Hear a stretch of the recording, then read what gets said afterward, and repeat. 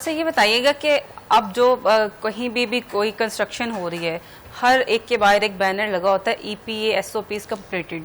तो ये EPA SOPs क्या हैं और ये बाकी कैसे डिफरेंट हो सकता है? ये देखें, ये EPA जो होती है ना, इन्वायरमेंटल प्रोटेक्शन डिपार्टमेंट, ये पहली दफ़ा अमेरिका ने जो है ना स्मोक जो है वो 1952 में जो है वो एक्सपीरियंस की थी।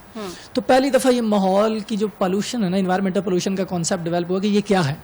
उसको फिर रिसर्च करते करते 1993 में अमेरिका ने एक USEPA, United state environment protection authority के नाम से एक वो बनाया, और उन्होंने फिर माहौल में हर तरह की गाइडलाइंस दी, इंडस्ट्री के लिए, व्हीकल्स के लिए, जो डोमेस्टिक यूज़र्स हैं उनके लिए, कंस्ट्रक्शन साइट्स के लिए, वेस्टेज के लिए, जो सीवेज स्लज है उसके लिए, हर तरह के लिए।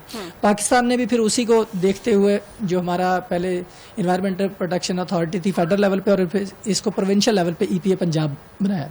तब वो एक सेट ऑफ गाइडलाइन है कि जहाँ पे भी आपने कंस्ट्रक्शन करनी है, किसी तरह की एक्टिविटी करते हैं, उस सब के लिए एक सेट ऑफ गाइडलाइन है। तो जो वो आप देखते हैं ना बैनर EPA की तरफ से, तो जितनी भी कंस्ट्रक्शन साइट्स होती हैं वो उनके लिए सेट ऑफ इंस्ट्रक्शन उनको दिया जाता है कि आपने इन रूल्स को फॉलो करना। उसमें जो मेजर होता है, मैंने अभी बात करा था ना PM 2.5 की, तो उसमें PM 10 होता है, यानी वो जो क्लेज के पार्टिकल्स हैं, जो मुल्तानी मिट्टी भी हम यूज करते हैं, दैट इज बेंटोनाइट क्ले, तो उसके जो पार्टिकल होते हैं वो बड़े फाइनेस्ट होते हैं। तो वो जब कंस्ट्रक्शन होती है तो वो हवा में उड़ते हैं और वो उसमें मौजूद रहते हैं, वो हमारी स्किन को भी डैमेज करते हैं, और जो 2.5 से अल्ट्रा फाइन होते हैं वो हम इनहेल भी करते हैं। बिल्कुल ठीक है।